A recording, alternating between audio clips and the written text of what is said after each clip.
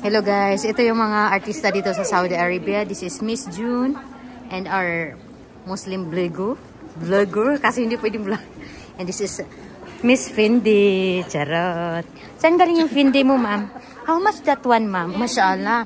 Alam mo yung mga kaibigan ko guys na sobrang ano nila guys, yayamanin. Diba? Naka-Fendi. Kami, nagtitiis na lang kami dito sa Zara. And ito yung maganda naming kaibigan na lahat na lang na lalaki nakatingin sa kanya, na lahat ng tingin sa kanya parang pek-pek na mukha niya.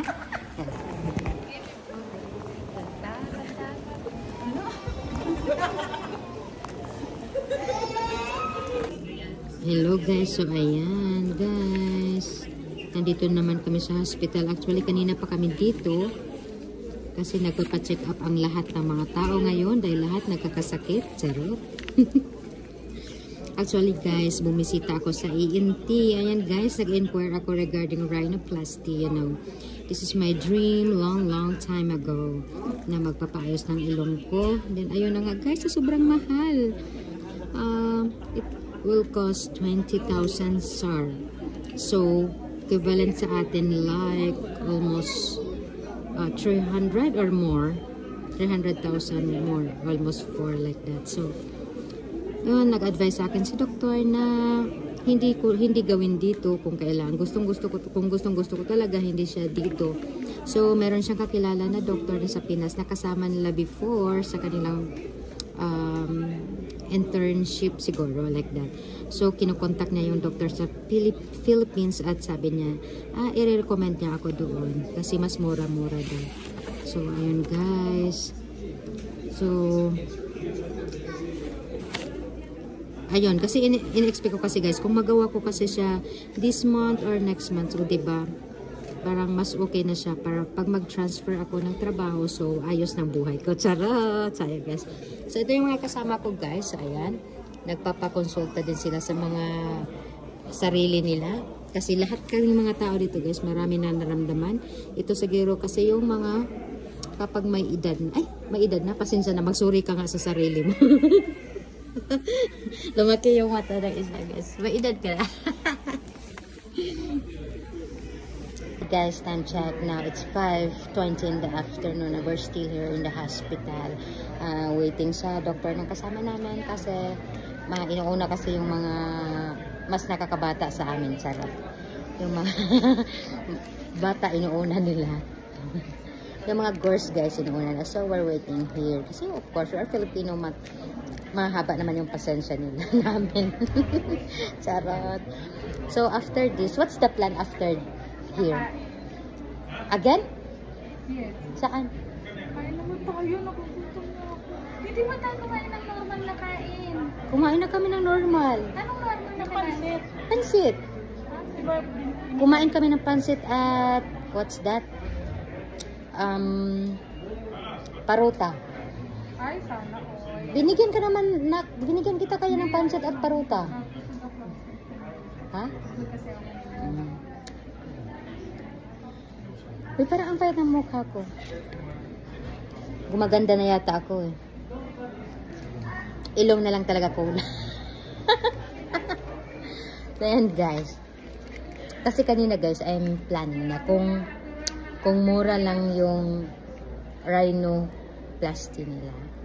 Like, kasi iniisip ko kung 10,000 lang yun, papatusin ko talaga guys, kasi excited na ako. Pero ayun nga, dahil aabot ng ang mahal-mahal, hindi ko na kaya. Like, parang hindi yata ako kakain ng 1 taon para makayanan kong bayaran. Kaya ayun, inshallah, makontak ni Doc yung kakilala niya sa Pinas kasi gusto ko yung pure cartilage guys, kasi lifetime na ayoko yung lagyan ako ng something na like for example mag long last lang ng 10 years tapos papalitan ganyan. So mas gusto ko yung pure cartilage kasi ang sabi naman ni Doc na diba tinanong ilong ko guys, sabi niya dapat lagyan ng bridge at saka ito tatanggalan at lagyan ng tip. So oh my god, I can't imagine myself na matangos yung ilong guys. I'm so excited.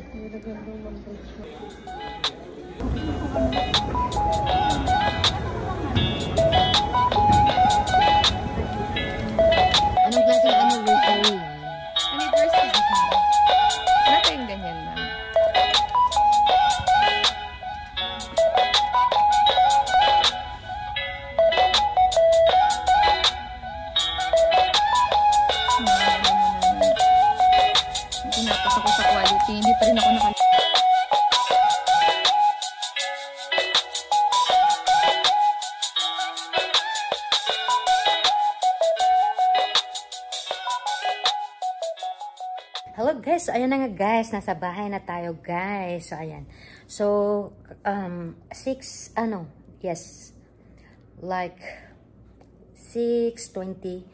tumating na kami dito sa bahay guys, and nagpunta ako doon sa tailoring kasi pinakat ko yung mga nabili ko na pants kasi ang haba-haba ng mga pants na binili ko sa pinakat ko. Then nakahiga na tayo guys kasi wala pa akong tulog guys, so I need to sleep like 3 hours, and after that maglalaba ako, then gigising ako na maaga because tomorrow we're planning to go to park, and later magluto naman ako ng kunting pagkain para sa mga cat doon kasi night duty pa naman tayo tomorrow. So guys, ayan, yun nga, nagpunta kami ng hospital kasi yung kasama ko nagpapa-check up, tapos yung isa kong kasama nag-apply nung sick leave niya.